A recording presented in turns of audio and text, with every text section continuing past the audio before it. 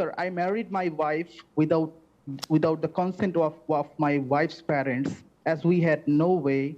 They forced my wife to marry with another one without taking her consent. Then now everyone is happy with our marriage without my father-in-law. Then my question is our marriage valid? If not, what can I do? Such marital questions, Akhi, must be submitted to the Islamic court in your country. Why do we say this?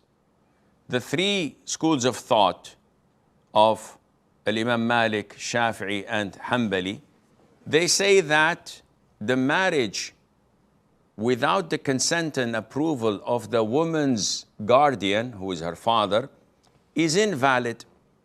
Based on what?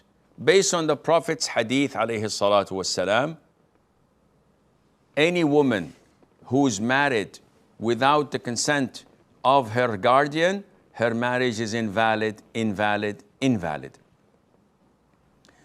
Those in the subcontinent who follow the school thought of Abu Hanifa, they follow what Abu Hanifa, may Allah have mercy on his soul, said, that a woman can marry herself without the consent of her guardian. His two own students, and the greatest of the scholars of the Hanafi school of thought, went against him. Abu Yusuf and Al-Hasan Al-Shaybani. They said, no, the hadith of the Prophet is crystal clear.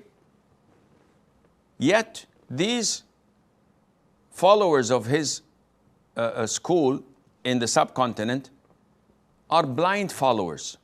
They don't follow the Quran and the Sunnah, they follow their Imam. Whatever he says, they follow that blindly. And the people living in these countries usually follow their school of thought blindly because they're laymen and they know nothing better. Therefore, we can't go and say, oh, all the marriages in the subcontinent is invalid and they're not married. It's not logical. These guys are following those whom they trust. So it depends, Akhi.